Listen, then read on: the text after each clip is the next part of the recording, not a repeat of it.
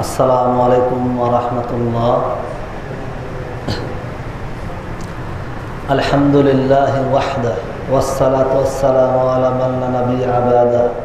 আউযু বিল্লাহি মিনাশ শাইতানির রাজীম। বিসমিল্লাহির রাহমানির রাহিম। ইন্নাল হামদালিল্লাহি নাহমাদুহু ওয়া নাস্তাঈনুহু ওয়া নাস্তাগফিরুহু ওয়া নাউযু বিল্লাহি মিন শুরুরি আনফুসিনা ومن سيئات أعمالنا من يهد الله فلا مضل له ومن يضلل فلا هادي له وأشهد أن لا إله إلا الله وحده لا شريك له وأشهد أن محمدا عبده ورسوله صلى الله عليه وعلى آله وصحبه وسلم. يا أيها الذين آمنوا اتقوا الله حق تقاته ولا تموتن إلا وأنتم مسلمون. يا أيها الناس اتقوا ربكم الذي خلقكم من نفس واحدة وخلق منها زوجها وبث منهما رجالا كثيرا ونساء واتقوا الله الذي تساءلون به والأرحم إن الله كان عليكم رقيبا. يا أيها الذين آمنوا اتقوا الله وقولوا قولا سديدا يصلح لكم أعمالكم ويغفر لكم ذنوبكم ومن يطع الله ورسوله فقد فاز فوزا عظيما. لقد كان لكم في رسول الله أسوة حسنة ولقد يسرنا القرآن للذكر فهل من مدكر. قل إن كنتم تحبون الله فاتبعوني يحببكم الله ويغفر لكم ذنوبكم والله غفور رحيم. يا أيها الذين آمنوا اتقوا الله وذروا ما بقي من الربا إن كنتم مؤمنين فإن لم تفعلوا فاذنوا بحرب من الله ورسوله. قل إن كنتم تحبون الله فاتبعوني يحببكم الله ويغفر لكم ذنوبكم والله غفور رحيم. فاسألوا أهل الذكر إن كنتم لا تعلمون بالبينات والزبور. يا أيها الذين آمنوا أطيعوا الله وأطيعوا الرسول وأولي الأمر منكم. يا أيها الذين آمنوا قوا أنفسكم وأهلكم نار. قل هل يستوي الذين يعلمون والذين لا يعلمون. أعوذ بالله من الشيطان الرجيم.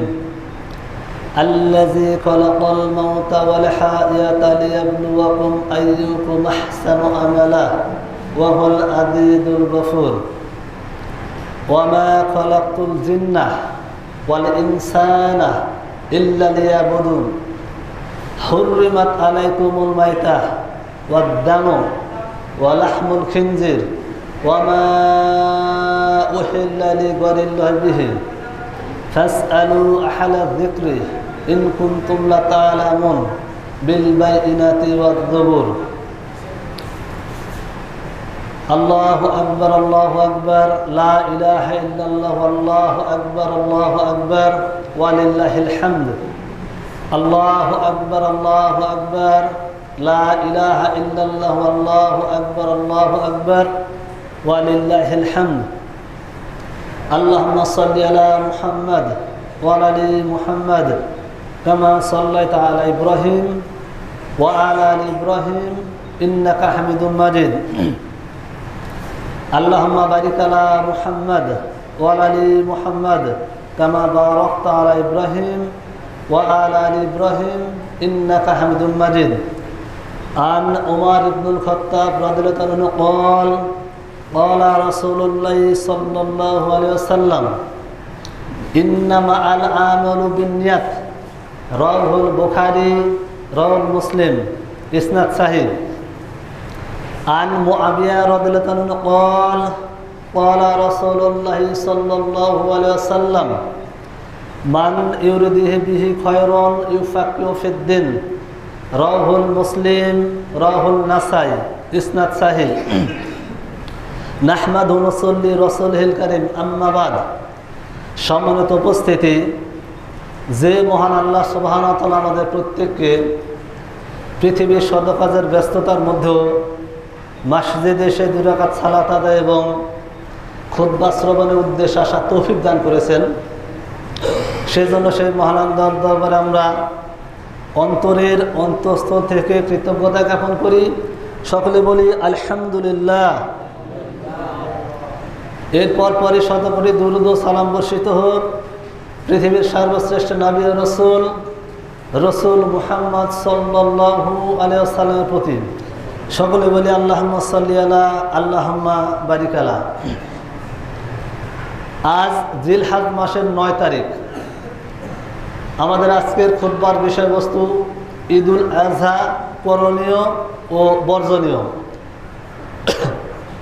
আগামীকাল 10 জিলহজ, কুরবানির দিন। কালকে আমরা আরাফার সিয়াম পালন করেছি, আলহামদুলিল্লাহ। হাজিরা যেদিন আরাফার ময়দানে অবস্থান করে, ঠিক সেদিন আল ইয়ামুল আরাফা নামে পরিচিত দিবসটি। এবং এই দিবসে যারা সিয়াম পালন করেছেন তারা বিগত 1 বছর এবং পরের 1 বছর অর্থাৎ 2 বছরের পাপের গুনাহের কাফারা আল্লাহ সুবহানাহু ওয়া তাআলা তাদেরকে মাফ করে দিয়েছেন। সুবহানাল্লাহ ওয়া বিহামদিহি, সুবহানাল্লাহ। ঈদুল আজহা এর সবচেয়ে বড় যেটা মাহাত্ম্য সেটা হচ্ছে কুরবানি করা।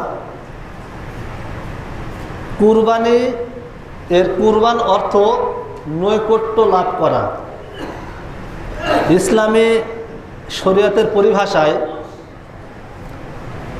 আল্লাহ সুবহানাহু ওয়া তাআলাকে রাজি ও সন্তুষ্টি করার উদ্দেশ্যে ইসলামী শরীয়ত কর্তৃক নির্ধারিত পশু নির্ধারিত দিনে আল্লাহ সুবহানাহু ওয়া তাআলার নামে জবেহ করাকে বলা হয় কুরবানি। এটা আমরা যারা আছি আমাদের উম্মতে মুহাম্মাদের উপরে এটা ওয়াজিব। কুরবানি এটা একটা ত্যাগ। কুরবানি করা কি? এটা একটা ত্যাগ। গত জুমাতে যেটা আলোচনা করেছিলাম কুরবানির মাহাত্ম্য সম্পর্কে এবং ইব্রাহিম আলাইহিস সালাম থেকে যেভাবে আমরা এই কুরবানিটা পেয়েছি ঠিক সেটা আলোচনা করেছিলাম। তো আমাদের যে কোনো ইবাদতের মূল থিম হচ্ছে তাকওয়া, আল্লাহ ভক্তি, এবং প্রত্যেকটা ইবাদত আল্লাহ সুবহানাহু ওয়া তাআলাকে রাজি এবং খুশি করার উদ্দেশ্যে। কুরবানিও ঠিক সেরকমই। তো কুরবানির দিনে, ঈদুল আজহার দিনে আমাদের অনেক করণীয় রয়েছে এবং অনেক বর্জনীয় রয়েছে। এর মধ্যে সর্বপ্রথম যেটা বিষয়, কুরবানির আগের দিন অর্থাৎ 9 জিলহজ ফজর থেকে 13 জিলহজ আসর পর্যন্ত এই 23 ওয়াক্তর মাঝে এবং 9, 10, 11, 12, 13 এই 5 দিন সালাতের পরে এমনকি যে কোনো সময়ে আল্লাহ সুবহানাহু ওয়া তাআলা কর্তৃক নির্ধারিত তার বড়ত্ব এবং মাহাত্ম্য গুণগানের জন্য তাকবীর আমাদেরকে পড়তে হয় 9 জিলহজ ফজর থেকে 13 জিলহজ আসর পর্যন্ত।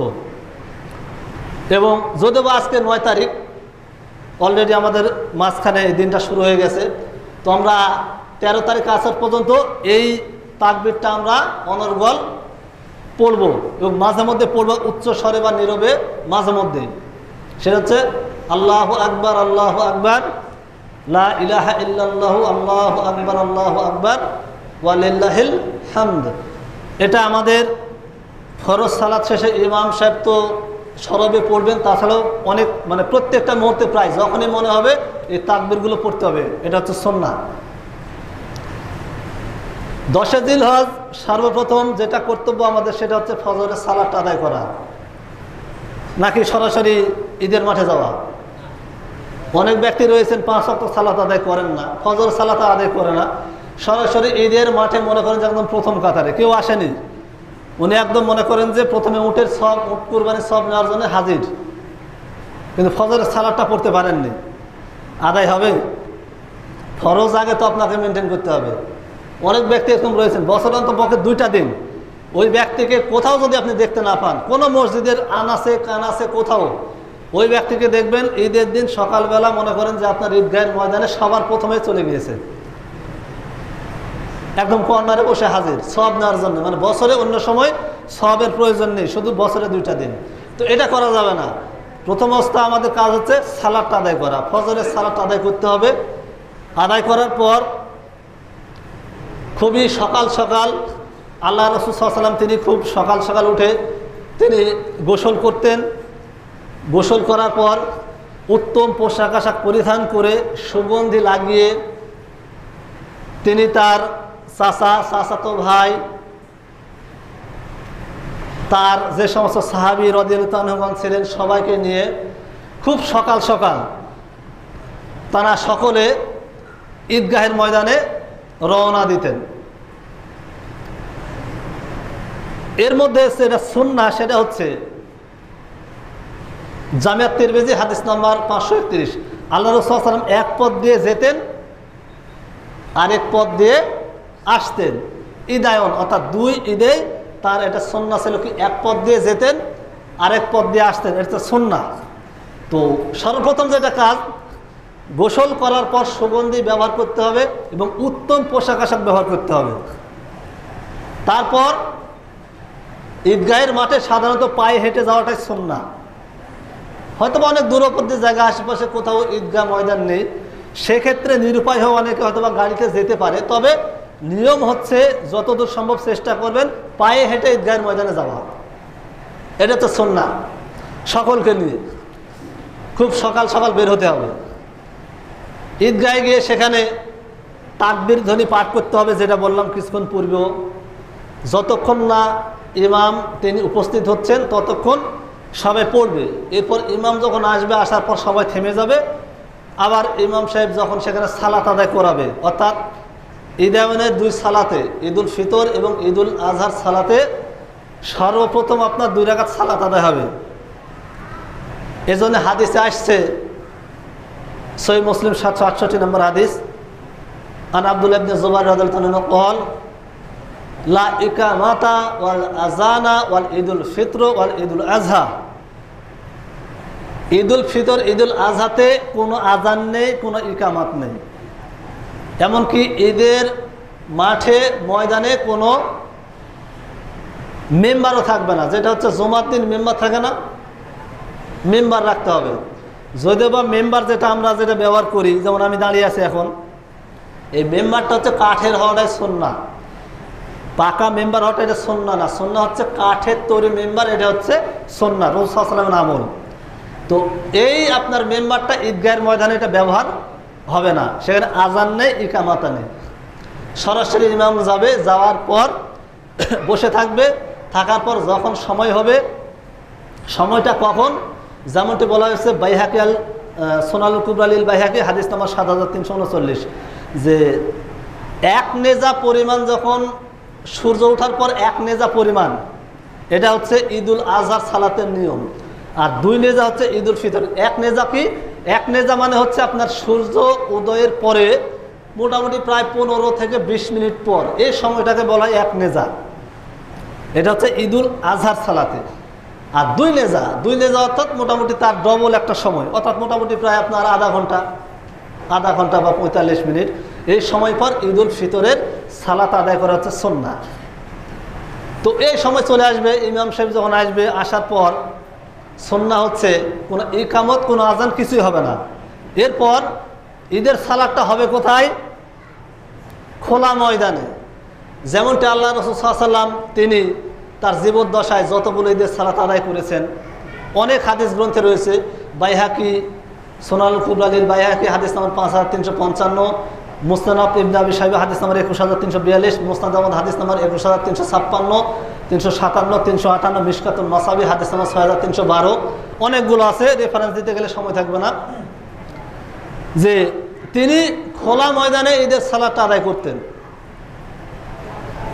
তিনি যে মসজিদে নববীতে সালাত আদায় করতেন, এটা হচ্ছে অন্য যে কোনো মসজিদের তুলনায় 1000 গুণ বেশি সওয়াব। সুবহানাল্লাহি ওয়া বিহামদিহি। 1000 গুণ বেশি সওয়াব হওয়ার পরও তিনি তার মসজিদে নববীতে তিনি ঈদের সালাত আদায় করতেন না, তিনি খোলা ময়দানে যেতেন। তার মসজিদে নববী থেকে পূর্ব দিকে প্রায় 25 থেকে 30 গজ দূরে বাতহান নামক একটা জায়গা আছে, ওই জায়গাতে তিনি ঈদের সালাত আদায় করতেন। এটা হচ্ছে সুন্নাহ। তাহলে সুন্নাহটা কি? খোলা ময়দানে ঈদের সালাত আদায় করা, এটা হচ্ছে কি সুন্নাহ। এমনকি ঈদের মাঠে মহিলারাও যাবে। সহিহ বুখারী হাদিস নাম্বার 368, সহিহ মুসলিম হাদিস নাম্বার 755। আনা উম্মে আতিয়া রাদিয়াল্লাহু আনহা قال قال النبي صلى الله عليه وسلم العيدان والفطر والأضحى النساءات النفش والمصلات। উম্মে আতিয়া রাদিয়াল্লাহু আনহা তিনি বলছেন যে আল্লাহর নবী সাল্লাল্লাহু আলাইহি ওয়াসাল্লাম তিনি ঈদুল ফিতর এবং ঈদুল আজহার দিনে আমাদের প্রত্যেক যত মহিলাগণ ছিল তাদের প্রত্যেককে নিয়ে ঈদগাহের মাঠে যেতেন, যাওয়ার নির্দেশ দিতেন। তো তাকে প্রশ্ন করা হলো, ইয়া রাসূলুল্লাহ সাল্লাল্লাহু আলাইহি ওয়াসাল্লাম, হে আল্লাহর নবী, যে সমস্ত মহিলা হায়েজাগ্রস্ত, যারা অপবিত্র, তারা কি করবে? তো বলছে তারাও সেখানে যাবে, তবে তারা এক পাশে বসে থাকবে, তারা সালাত আদায় করবে না, জিকির আজকার করবে। ইমাম যখন কোনো বিষয়ে দোয়া করবে তারা সেখানে অংশগ্রহণ করবে, এটাই তাদের কাজ। তাহলে প্রথম বিষয় বোঝেন, তারা কিন্তু ঈদের মাঠে গিয়ে সালাত আদায় করতে পারবে না যারা হায়েজাগ্রস্ত মহিলা। অন্যান্য যারা আছে তারা সালাত আদায় করবে। কেন? তারপরও সেখানে তাদেরকে যাওয়ার নির্দেশ দেওয়া হয়েছে। এটা গুরুত্ব বোঝেন ভালো করে, যে হ্যাঁ মহিলা যারা আছে তারা যাবে, তবে যারা হায়েজাগ্রস্ত অপবিত্র মহিলা তাদের যাওয়ার সেখানে প্রয়োজন নেই। সেটা তো বলতে পারতেন নাকি? কিন্তু তিনি তাদেরকেও যেতে বলেছেন। কেন বলেছেন? এটা গুরুত্ব, মানে ঈদের মাঠে যাওয়াটা গুরুত্ব, এটা তো সুন্নাত। এখন পুরুষ হোক বা মহিলা হোক, ঈদের যেটা সালাত, যদি কোনো মহিলা ঈদের মাঠে গিয়ে যদি সালাত আদায় করার যদি পরিবেশ যদি না থাকে, তাহলে তিনি একাকী বাড়িতে একা একা ঈদের সালাত আদায় করবেন, একাকী। তবে যদি জামাত সহকারে যদি পড়তে চান, এলাকার মানে মহল্লার যত মহিলা আছে এদেরকে নিয়ে, তাহলে খোলা ময়দানে পুরুষ ইমামের ইমামতিতে তাদেরকে খোলা ময়দানে পড়তে হবে। মসজিদে ঈদের সালাত হবে না। কথা কি আমার বোঝা যাচ্ছে না? বুঝতে পারেননি? আমার একটু অসুস্থতার কারণে কণ্ঠ একটু হয়তো বা একটু হালকা বোঝা যাচ্ছে। যদি অস্পষ্ট হয় তাহলে আমি একটু দুঃখিত, তা একটু মনোযোগ দিন, সময় সংক্ষেপ। তো ঈদের যে সালাতটা পুরুষ হোক বা মহিলা হোক, যদি জামাত সহকারে যদি পড়তে চায়, তাহলে তাদের কোথায় পড়তে হবে? খোলা ময়দানে। মসজিদে সালাত আদায় হবে না ঈদের সালাত। কথা বোঝা গেছে কি? ধর্ম আপনার বা আমার বাপদাদার সম্পত্তি না, যেভাবে ইচ্ছা সেভাবে ব্যবহার করলেন।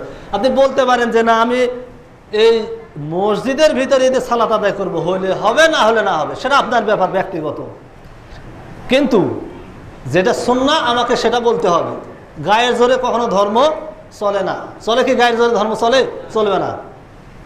তো এটা হচ্ছে সুন্নাহ।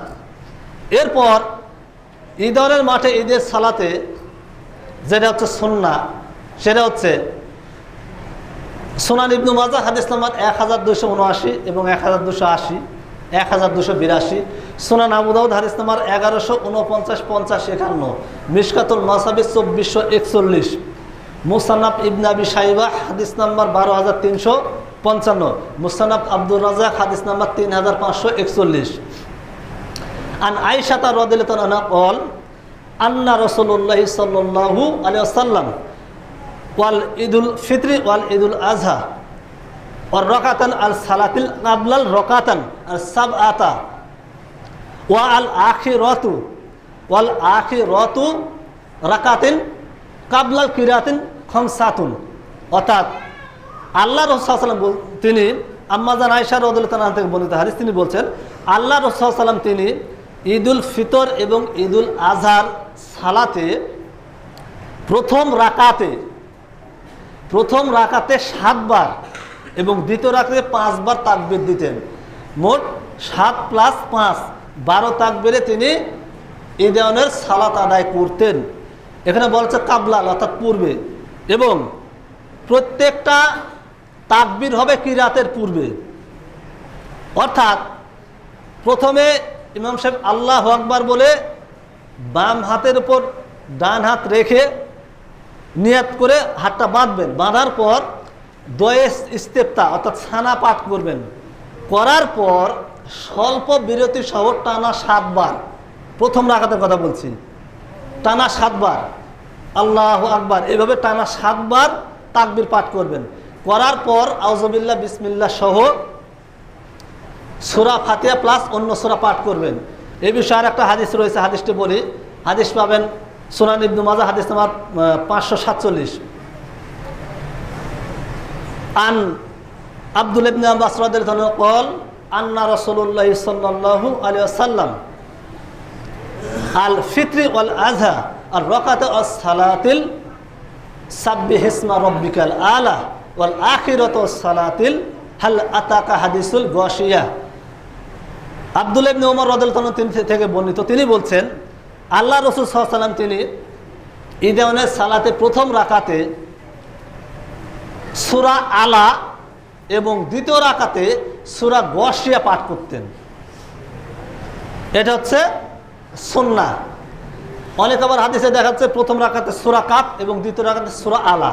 তো যাই হোক, এটা হচ্ছে সুন্নাহ। সুন্নাহটা তাহলে কি, যে ঈদায়নের সালাতে প্রথম রাকাতে সূরা ফাতিহার সাথে সূরা আপনার আলা এবং দ্বিতীয় রাকাতে সূরা ফাতিহার সাথে সূরা গাশিয়া পাঠ করা, এটা কি, এটা সুন্নাহ। তাহলে কি করতে হবে, ঈদায়নের সালাতে প্রথমে নিয়াত করার পর হাত বেঁধে দোয়া ইস্তেফতা অর্থাৎ ছানা পাঠ করবেন। ছানা পাঠ করার পরে আপনার তাকবীর দিতে হবে।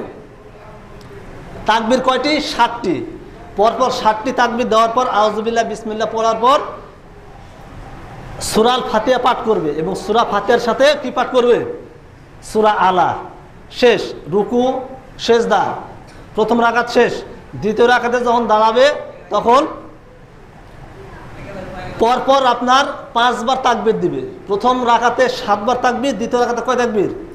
5 তাকবীর। 5 তাকবীর দেওয়ার পর সূরা ফাতিহা প্লাস সূরা গাশিয়া পাঠ করবে। এটা পাঠ করার পর রুকুতে যাবে এবং প্রত্যেকটা তাকবীর হবে কিরাতের পূর্বে। তাকবীর কখন হবে? কিরাতের পূর্বে। ভালো করে বোঝেন, আমাদের দেশে কি করে, অনেক সম্প্রদায় আছে, তারা সালাত আদায় করার সময় প্রথম রাকাতে তাকবীর প্রথমে দেয়, দ্বিতীয় রাকাতে তাকবীর হলো পরে দেয়, দেয় না? আমাদের দেশে বিশেষ করে যারা এই যে আপনার 6 তাকবীরে সালাত আদায় করে, তারা কি করে, প্রথমে তাকবীর প্রথমে এগুলো দেয় আর পরের রাকাতের তাকবীর কখন দেয়? পরে দেয়। এটা সম্পূর্ণ ভুল। কুরআন হাদিসে কোথাও এটা স্পষ্ট নাই, কোথাও নাই এটা, তারা করে। তো প্রত্যেকটা তাকবীর হবে আপনার কিরাতের পূর্বে। তাকবীর পাঠ করার পর আপনার সালাত আদায় করতে হবে। সালাত আদায় শেষ হওয়ার পর সুন্নাহ হচ্ছে ইমাম দাঁড়িয়ে, সেখানে কোনো মেম্বার থাকবে না, সরাসরি দাঁড়িয়ে খুতবা পাঠ করবে এবং খুতবাটা হবে একটা সকলের উদ্দেশ্যে তিনি খুতবা পাঠ করবেন। খুতবা পাঠ করার পর মোটামুটি সামান্য সময়, অর্থাৎ মোটামুটি সর্বোচ্চ গেলে আধা ঘন্টা তিনি সেখানে খুতবা পাঠ করবেন, কারণ অতিরিক্ত সময় সেখানে নেওয়া যাবে না। কারণ প্রত্যেকেরই একটা টার্গেট থাকে, সেখান থেকে গিয়ে কুরবানি করবেন, অনেক কাজ থাকে। এই জন্য তো আপনার এক নেজা পরিমাণ সময়ের পর ঈদুল আজহার সালাত, আর ঈদুল ফিতরের সালাত একটু পরে। কথা বুঝতে পারেননি? ঈদুল আজহার যে সালাতটা কেন প্রথমে হওয়ার কারণটা কি, তাড়াতাড়ি যেন তারা গিয়ে ঈদুল আজহার মানে আপনার কুরবানির কাজগুলো শেষ করতে পারে। তো যাই হোক, অনেক ব্যক্তি রয়েছেন তারা খুতবা না শুনে চলে যায়। সালাম ফেরানোর পর খুতবা শুরু হতে না হতে অনেক লোকজন চলে যায়। এটা কিন্তু একটা গর্হিত কাজ। খুতবা শোনাটা কি সুন্নাহ, তো এই কাজ করা যাবে না। ইমামের প্রয়োজন তাকে স্বল্প সময়ে খুতবাটা শেষ করা, 20-25 মিনিট, সর্বোচ্চ আধা ঘন্টা। এই সময়ের মধ্যে খুতবা শেষ করবে, তাদেরকে ওয়াজ নসিহত করবে, বিভিন্ন বিষয়ে দিক নির্দেশনা দেবে এবং তাদেরকে ঈদুল আজহার শিক্ষণীয় বিষয়গুলো তাদের মাঝে তুলে ধরবে। দানের বিষয়ে তাদেরকে গুরুত্ব আরোপ করবে, মুসলিম বিশ্বে কোনটা করণীয় কোনটা বর্জনীয় এ বিষয়ে তাদেরকে কি করবে, নসিহত করবে, তাদেরকে বিভিন্ন দিক নির্দেশনা দেবে। দেওয়ার পর তার খুতবাটা শেষ করবে, করার পর সকলেরই কর্তব্য হচ্ছে এক পথ দিয়ে এসেছে, তারপর কি করতে হবে, আরেক পথ দিয়ে যেতে হবে। এটা হচ্ছে সুন্নাহ। আরেকটা বিষয় সেটা হচ্ছে কুরবানি করতে হবে ঈদের সালাতের পর। ঈদের সালাতের পূর্বে কোনো ব্যক্তি যদি কুরবানি করে যদি চলে আসে তাহলে তার কুরবানি হবে না। সহিহ বুখারী হাদিস নাম্বার 1239, আল্লাহ রাসূল সাল্লাল্লাহু আলাইহি ওয়াসাল্লামের সময়ে তিনি এরকম বলছেন যে ঈদের সালাতের পর কুরবানি করতে হবে। তো তার মধ্যে একজন সাহাবী ছিল সে এলাকায়, তো তিনি কুরবানি করে চলে আসছে সকালবেলায় আগে সর্বপ্রথমে, তো কুরবানি করে চলে আসছে। আল্লাহ রাসূল সাল্লাল্লাহু আলাইহি ওয়াসাল্লাম যখন এই কথা বললেন তখন বলল যে আমি তো কুরবানি করে ফেলেছি। তখন বলছে তোমার এই কুরবানি হবে না, অর্থাৎ ঈদের সালাতের পূর্বে কুরবানি হবে না। ঈদের সালাতের পর সেখান থেকে যাওয়ার পর কী করতে হবে, কুরবানি করতে হবে। তাই আগে কুরবানি করলে তার কুরবানি বাতিল। এখানে আর একটা বিষয়, অনেকে বলতে পারেন যে একজনের জামাত হয়েছে সকাল 7টার সময়, একজনের জামাত সকাল 8টার সময়, আরেকজনের জামাত হয়েছে সকাল 9টার সময়। তো যার যেখানে যে অবস্থায় যে জামাতটা করেছে সেই জামাতের পর তার কুরবানি করতে হবে। এখন মনে করেন যে আমি 7টার সময় আমার জামাত হয়েছে সকালে, ঈদের জামাত, এই সকাল 7টার পর কি করতে হবে, এই 7টার পর গিয়ে আমি কুরবানি করতে পারবো। অর্থাৎ 7টার সময় আমার জামাত হয়েছে, 7:30টার পর গিয়ে আমি কি করব, কুরবানি সেখানে করতে পারবেন। আর একজন ব্যক্তি তার ঈদের সে সালাত আদায় করবে সকাল 9টায় মনে করেন, তো তাকে সকাল 9টার পরে কুরবানি করতে হবে। যার যখন জামাত, যদি কোনো ব্যক্তি যে জামাতে যে সালাত আদায় করে, আমি সেটা বলছি, ভালো করে বুঝতে হবে। তারপরে কি করতে হবে, তাকে তার নিজস্ব জামাত অনুযায়ী তাকে কুরবানি করতে হবে। দ্বিতীয় নম্বর বিষয় সেটা হচ্ছে ঈদুল ফিতরের দিনে ঈদগাহে মাঠে যখন যাবে তখন কিছু খেয়ে যাওয়াটা সুন্নাহ। আল্লাহ রাসূল সাল্লাল্লাহু আলাইহি ওয়াসাল্লাম ঈদুল ফিতরে যখন ঈদের ময়দানে যেতেন তখন বিজল সংখ্যক খেজুর খেয়ে যেতেন। তো ঈদুল ফিতরের দিন ঈদগাহের মাঠে আপনাকে যেতে হবে কিছু খেয়ে, এটা হচ্ছে সুন্নাহ। আর ঈদুল আজহার দিনে না খেয়ে যাওয়াটাই সুন্নাহ। ঈদুল আজহার দিনে ঈদের সালাত আদায় করার পর কুরবানি করবেন প্রথমে, কুরবানি করার পর তারপর বাড়িতে গিয়ে কিছু খাবেন, এটা হচ্ছে সুন্নাহ। কথা কি বোঝা যাচ্ছে? এটা হচ্ছে কি সুন্নাহ। তো ঈদের সালাত শেষ করে তারপর তাকবীর দিতে আসতে হবে। যে তাকবীরটা বললাম, তাকবীরটা কি বলেন, লা ইলাহা ইল্লাল্লাহু আল্লাহু আকবার আল্লাহু আকবার ওয়ালিল্লাহিল হামদ। আল্লাহু আকবার আল্লাহু আকবার লা ইলাহা ইল্লাল্লাহু আল্লাহু আকবার আল্লাহু আকবার ওয়ালিল্লাহিল হামদ। এই তাকবীরটা চলবে কতদিন পর্যন্ত? 13 তারিখ 13 জিলহজ আসর পর্যন্ত। ইংরেজির মাস না, তাই বলে আপনি ইংরেজির মাস দেখে হিসাব করলে হবে না। 9 জিলহজ থেকে 13 জিলহজ, কথা বুঝতে পারেননি এটা। আর দ্বিতীয় নম্বর বিষয়, ঈদের একদিন আগে, যেমন মনে করেন যে যদি এখানে কোথাও যদি জামাত হয়, একদিন আগে সকলকে জানিয়ে দিতে হবে যে আগামীকাল ঈদের সালাতের সময় কয়টার সময়, কথা বুঝতে পারেননি, এটা হচ্ছে নিয়ম। আগামীকাল ঈদ হবে মনে করেন, তো ঈদের দিন সেখানে কয়টার সময় সালাতের জামাত হবে এই বিষয়টা কি করতে হবে, সকলকে আগে অবহিত করতে হবে, ভালোভাবে স্পষ্ট হয়ে বলতে হবে। আবার ভুল করে বলবেন না। যেমন একবার 1-8 বছর যেমন আগে যেমন দেখছিলাম একটা নেতা ভাষণ দিতে গিয়ে সে বলছে ঈদের সালাত বিষয়ে, যে বলছে আগামীকাল ঈদের জানাজা হবে সকাল 7টায়। কথা বুঝতে পারেননি? ঈদের কি জানাজা না সালাত? এখনও আছে ভিডিওটা, আমি মিথ্যা কথা বলিনি। মানে এদের শিক্ষার দৌরত্ব এরকমই, যে বলছে আগামীকাল ঈদের জানাজা হবে। ঈদের তো জানাজা হয় না, ঈদের সালাত হয়। তো এই বিষয়টা ভালোভাবে বলতে হবে যে ঈদের সালাত হবে অমুক সময়ে, এটা মানুষকে স্পষ্টভাবে জানিয়ে রাখতে হবে। এরপর আমরা যখন সেখান থেকে যাব, কুরবানির সর্বপ্রথম যেটা বিষয়, পশুটাকে ভালোভাবে আগে নিয়ে আসতে হবে। আসার পর ভালোভাবে বেঁধে তাকে ফেলতে হবে খুব সুন্দরভাবে। এবং নিয়ম হচ্ছে দক্ষিণ দিকে থাকতে হবে মাথা। কোন দিকে? দক্ষিণ দিকে মাথা রেখে আপনার তার মাথাটা কিবলামুখী করে, যেমন মনে করেন যে আপনি পশু যখন ফেলবেন তখন দক্ষিণ দিকে মাথা তার এবং তার মুখটা হবে কিবলামুখী। এবং আপনার বাম পাটা, যেমন আল্লাহ সাল্লাল্লাহু আলাইহি ওয়াসাল্লাম তিনি দক্ষিণ দিকে পশুকে ফেলে, দক্ষিণ মুখে পশুকে ফেলে পশুর মুখটা কিবলামুখী করে তার বাম পাটা তার সোয়ালের উপর চড়িয়ে দিতেন, যেন পশুটা নড়তে না পারে। এভাবে আপনার বাম হাঁটুটা ওই পশুর ঘাড়ের উপর চেপে ধরতেন যাতে নড়াচড়া করতে না পারে। এরপর আপনার যেটা দিয়ে যে ছুরি দিয়ে আপনি জবাই করবেন অবশ্যই ধারালো হতে হবে।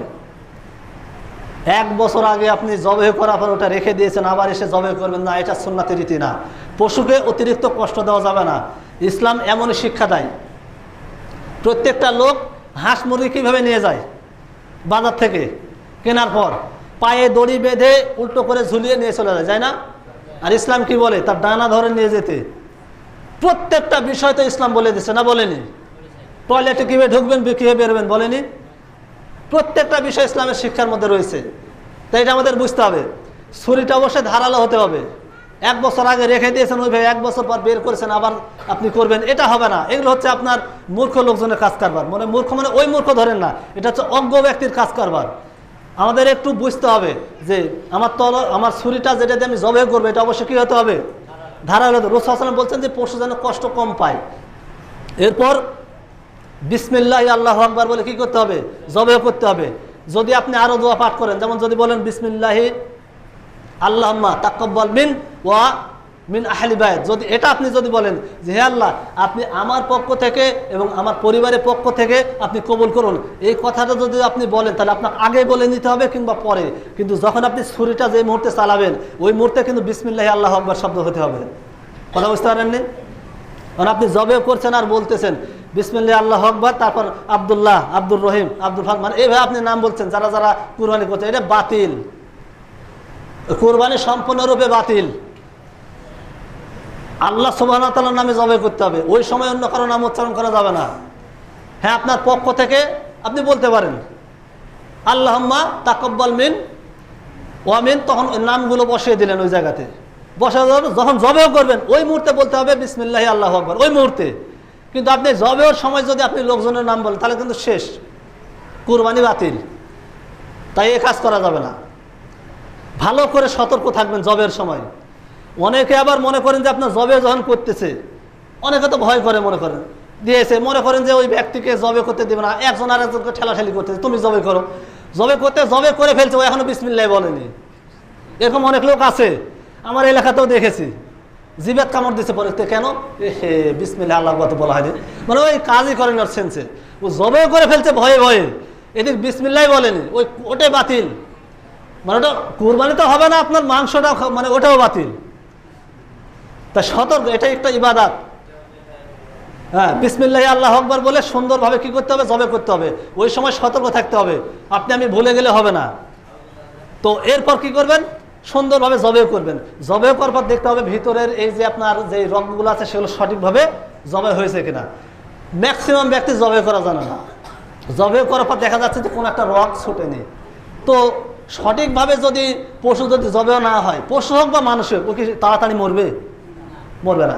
দেখা যাচ্ছে জবাই করার পর মরেনি, দেরি হচ্ছে, তখন বেশ কিছু বেকুব ব্যক্তি কি করে? বেকুবই বলবো। আপনি বলতে পারেন এই কথা কেন বললেন? এই জন্য বললাম যে একটা পশু যতক্ষণ পর্যন্ত সে মারা যাচ্ছে ততক্ষণ আপনি হাত পায়ে রক কাটছেন কি হিসাবে? অনেক ব্যক্তি দেখবেন জবাই করার পর গরু কিন্তু এখনো জীবন যায়নি, ওই আহাম্মক কি করছে? আপনার হাত পায়ের রক কাটা শুরু করে দিয়েছে, মানে 2 পায়ের কাটতেছে, চামড়া কাটতেছে। এটা সম্পূর্ণরূপে হারাম। পশুর সাথে এই ধরনের আচরণ করা যাবে না, কারণ আপনি নিজেও তো পশু। কুরবানি করার মানে কি? নিজের অন্তর থেকে পশুত্ব বর্জন করে মানুষ হওয়া। তো ওই আপনি যেমন পশুকে জবাই করছেন, আপনি নিজেও তো একটা পশু, নিজে একটা পশু। জবাই করলেন, করার পর গরু এখনো জীবন যায়নি, ছাগলের এখনো জীবন যায়নি, আপনি ওর মধ্যে আপনি এই পায়ের হচ্ছে মানে কি করছেন? রক কাটা শুরু করেন, চামড়া কাটা শুরু করে দিয়েছেন। এ বিষয়ে সতর্ক। যদি কোনো ব্যক্তি এই ধরনের কাজ করে, কিন্তু তার কুরবানি নিয়ে কিন্তু সংশয়, এ কাজ করা যাবে না।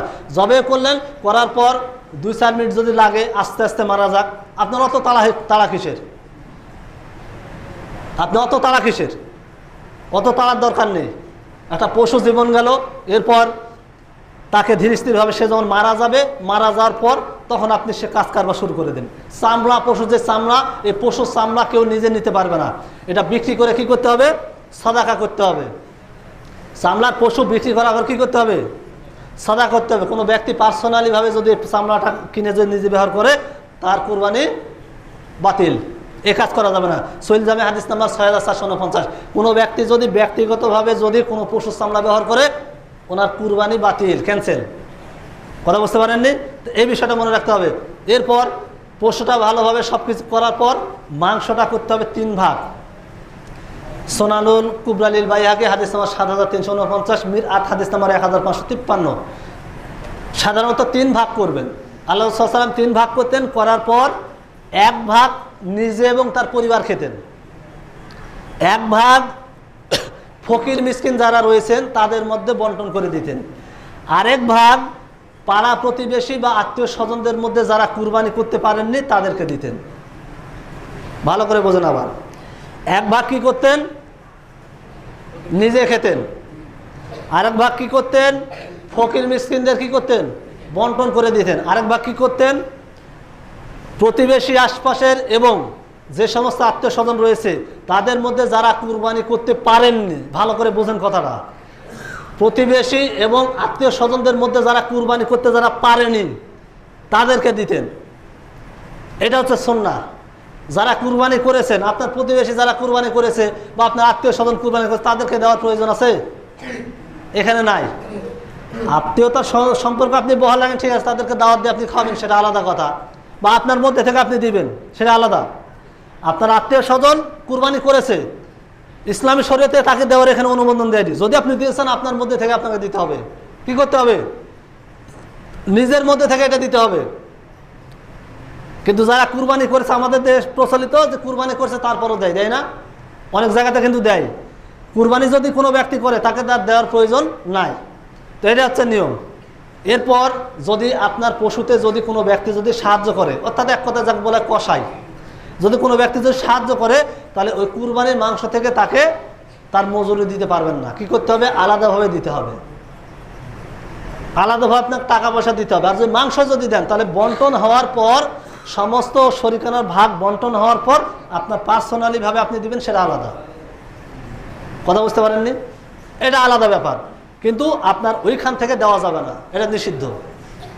তো এই মাংসটা আপনার কুরবানি করার পর যে মাংসটা আপনি পেলেন, এভাবে ফকির মিসকিন দরিদ্র যারা আছে তাদের মাঝখানে এটা বন্টন করে দিতে হবে। তবে যদিও বা আমাদের দেশে এটা প্রচলন অনেকটা কম, কিন্তু এটা করতে হবে আমাদের। শুধুমাত্র যদি আপনি বা আমি নিজেরা যদি খাই, তাহলে এটার হক আদায় হবে না। যেমন আল্লাহ সুবহানাহু ওয়া তাআলা কোরআনে কি বলছেন? সূরা হজ 22 নম্বর 37 নম্বর, যে তোমরা নিজেরা খাও এবং অপরকে কি করো? দাও, দিতে হবে। এখন মনে করেন যে শুধু ফ্রিজে ঢোকানো যদি চিন্তা ভাবনা করেন, তাহলে হবে না। শুধুমাত্র কোনো ব্যক্তি যদি ফ্রিজে ঢোকানো চিন্তা, হ্যাঁ ফ্রিজে ঢুকে আপনি খান, বছর ধরে খান, ইনশাল্লাহ সমস্যা নেই। তবে যাদের হক তাদেরকে আপনাকে দিতে হবে। কুরবানির মূল উদ্দেশ্য হলো আল্লাহ সুবহানাহু ওয়া তাআলাকে সন্তুষ্ট করা, তাই না? এখন আপনি যদি নিজে যদি সব খান, তাহলে উদ্দেশ্য কি সঠিক থাকবে? থাকবে না।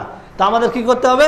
আমাদের প্রত্যেকেরই উচিত এইভাবে আমাদের কি করতে হবে, যে সঠিকভাবে, হ্যাঁ আপনার যে 3 ভাগ করবেন তার মধ্যে কম বেশি হলে ইনশাল্লাহ সমস্যা নেই। তবে ফকির মিসকিন দরিদ্র সবাইকে দিয়ে আপনার কি করতে হবে? খেতে হবে। এরপর কি করতে? ঈদের দিন বা ঈদের পরে আপনি বা অনেক ব্যক্তি রয়েছেন, বা ছোট বাচ্চারা যারা রয়েছে, তারা খেলাধুলা করতে পারে, সমস্যা নেই। তবে যে সমস্ত হালাল, মানে যেগুলো জায়েজ পড়ে, সেগুলো খেলতে পারবেন, সেগুলো খেললো। তবে আমাদের সমাজে যেটা বহুল প্রচলিত, ঈদের দিনে আপনার পটকা ফোটানো, বাজি ফোটানো, আতশবাজি ফোটানো, এটা সম্পূর্ণভাবে হারাম। ঈদের দিন, ঈদের পর দিন সকালবেলা সুন্নাহ কি হচ্ছে? সুন্নাহ কি হচ্ছে? 9 জিলহজ থেকে 13 জিলহজ পর্যন্ত তাকবীর পাঠ করা। আর তাকবীর না পাঠ করে আপনার ছেলেকে আপনি দিয়েছেন পটকা ফোটাতে, সুন্নাত পালন হলো? পটকা বাজে আতশবাজি ফোটানো, এটা হচ্ছে মুশরিকদের কাজ, ইহুদি খ্রিস্টানদের কাজ, তারা এই কাজ করবে। তো কিছুদিন আগে ওরকম দেখছি যে বাজারে ছিলাম, তো এক ব্যক্তি হাত মানে অনেকগুলো নিয়েছে। তো ভাবলাম ব্যাপার কি, এর মধ্যে বোম কেন? তো বলছে বোম না, এটা হচ্ছে পটকা। তো বুঝলাম কি ঘটনা। তো এটা হচ্ছে ঈদের মার্কেট, সেলের মার্কেট, পটকা। এই পটকা ফোটানো যাবে না, পটকা আতশবাজি এগুলো সম্পূর্ণরূপে নিষেধ। এরপর কি করে? এক শ্রেণীর লোকজন করে গান বাদ্যযন্ত্র বাজায়, যে আজকালকে ঈদের দিন আর আজকে শুরু করেছে বক্সে গান। গান বাদ্যযন্ত্রকে হালাল না হারাম? হারাম, সম্পূর্ণরূপে টোটালি এটা নিষিদ্ধ। বাদ্যযন্ত্র এটা সম্পূর্ণ টোটালি রূপে নিষিদ্ধ। যেমন ইমাম ইবনে হাজার আসকালানী রাহিমাহুল্লাহ তিনি বলছেন যে যে সমস্ত পুরুষরা গান শোনে তারা হচ্ছে শুয়োর, তারা কি? আর যে সমস্ত মহিলা গান শোনে তারা হচ্ছে কি? শুয়োরনি। যে সমস্ত পুরুষরা গান শোনে তারা সুর, আর যে সমস্ত মহিলা গান শোনে তারা সুর নেই। এখন দেখা যাক যে কে কতজন এরকম হতে পারে। আজকে 9 জিলহজ, আগামীকাল ঈদ, দেখবেন এরকম যে কারা কারা গান বাদ্যযন্ত্র বাজাচ্ছে। তো এটা সম্পূর্ণভাবে নিষেধ। গান বাদ্যযন্ত্র এগুলো কি বাজানো যাবে না। সঠিকভাবে বিনোদন অনেক রয়েছে, বিনোদনের কাজ কারবার করেন। যে সমস্ত আল্লাহ রাসূল সাল্লাল্লাহু আলাইহি ওয়াসাল্লামের সময়ে অনেক ছোট ছেলেপেলে তারা খেলাধুলা করেনি, করছে। ছোট বাচ্চারা তারা খেলাধুলা করুক, কিন্তু গান বাদ্যযন্ত্র বক্স বাজিয়ে, টেপ বাজিয়ে এগুলো করে আমাদের কি করা যাবে না। ঈদুল ফিতর বলেন বা ঈদুল আজহা বলেন বা যে কোনো সময়তে এই ধরনের গান বাদ্যযন্ত্র বাজানো চলবে না। তো একটা বিষয় আমাদের মনে রাখতে হবে যে ঈদুল আজহা আগামীকালকে, এবং আমাদের মধ্যে অনেক ব্যক্তি আমরা কুরবানির নিয়ত করেছি। অনেক ব্যক্তি কুরবানির নিয়ত করে এখনও চুল নখ কিছু কাটেনি, আলহামদুলিল্লাহ। কুরবানি দেওয়ার পরে ইনশাল্লাহ চুল নখ যা ইচ্ছা কাটবেন, সমস্যা নেই। হ্যাঁ, তবে দাড়ি কাটবেন না। তাই বলে এটা দাড়ি তো কাটাই যাবে না, চুল নখ এগুলো কাটা যায়। আপনার ওই ঈদুল মনে করেন যে ঈদুল আজহার পরে খেয়ে লাগে কি দাড়ি, তাই বলে কাটা যাবে না। কথা বুঝতে পারেননি? এটা নিষিদ্ধ। তো আমাদের কী করতে হবে যে ঈদুল আজহার যেহেতু আগামীকাল সময়, আমরা প্রত্যেকে সেরকম মন মানসিকতা নিয়ে ইনশাআল্লাহ ঈদুল আজহার কুরবানি জবে করব। এবং আমি আর একটা বিষয় আবার রিমাইন্ড করে দিচ্ছি, আবার মনে করে দিচ্ছি যে অবশ্যই পশু যখন জবে করবেন ওই সময় অন্য কিছু আপনি বলেন না, বলেন সেটা পরের হিসাব, মনে থাকবে না। তবে অন্ততপক্ষে বিসমিল্লাহি আল্লাহু আকবার ভালো করে মনে রাখবেন। বিসমিল্লাহি আল্লাহু আকবার ওই পশু যখন জবে করবেন ওই সময় যেন এই শব্দটা থাকে, এই ভুলটা করবেন না, ঠিক আছে? তো ওই সময়তে বিসমিল্লাহি আল্লাহু আকবার বলে জবে করবেন। এবং ঈদগাহের ময়দানে যাওয়ার পর সবাই সবার সাথে সালাম বিনিময় করতে পারে, সমস্যা নাই, কুশলাদি বিনিময় করতে পারে। তবে আপনার সুন্নাত যেটা হচ্ছে সেটা বলতে হবে তাকাব্বালাল্লাহু মিন্না ওয়া মিনকুম।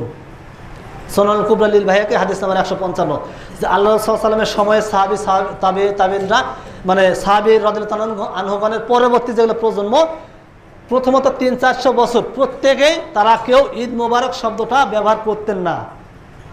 ঈদ মোবারক শব্দ বললে যে হারাম হয়ে যাবে বিষয়টা এরকম না। তবে সুন্নাহ হচ্ছে কি তাকাব্বালাল্লাহু মিন্না ওয়া মিনকুম, এই শব্দটা ব্যবহার করবেন, অর্থাৎ আল্লাহ আমাদের এবং আপনাদের পক্ষ থেকে কবুল করুন। এটা অবশ্যই আমরা যেন ব্যবহার করি। আমি যতদূর আলোচনা করলাম ঈদের দিন সারাদিন ইনশাল্লাহ এই সুন্নাতগুলো অবশ্যই মেনে চলার চেষ্টা করবেন। তো যাই হোক, মন আল্লাহ সুবহানাহু ওয়া তাআলা আমাদেরকে এই বিষয়গুলো বোঝে। ঈদুল আজহার কুরবানি যেন আমরা সঠিকভাবে, সঠিক নিয়তে, তাকওয়ার সহিত এবং আল্লাহ সুবহানাহু ওয়া তাআলার নাম নিয়ে যেন আমরা আমাদের পশুগুলো কুরবানি করতে পারি। আল্লাহ সুবহানাহু ওয়া তাআলা আমাদের সেই তৌফিক দান করুন, আমিন। ওয়া আখিরি দাওয়ানা আনিল হামদুলিল্লাহি রাব্বিল আলামিন। আম্মা বাদ ফাইন্না খায়রাল হাদিসি কিতাবুল্লাহ ওয়া খায়রুল হুদা ওয়া শাররুল উমুরি মুহদাসাতুন বিদআহ ওয়া কুল্লু বিদআতিন দালালাহ ওয়া কুল্লু দালালাতিন ফিন্নার। قال الله تعالى إن الله وملائكته يصلون على النبي يا أيها الذين آمنوا صلوا عليه وسلموا تسليما اللهم صل على محمد وعلى آل محمد كما صليت على إبراهيم وعلى آل إبراهيم إنك حميد مجيد اللهم بارك على محمد وعلى آل محمد كما باركت على إبراهيم وعلى آل إبراهيم إنك حميد مجيد بارك الله في القرآن العظيم ونافع الذكر الحكيم فاذكروني أشكركم واشكروا لي ولا تكفرون.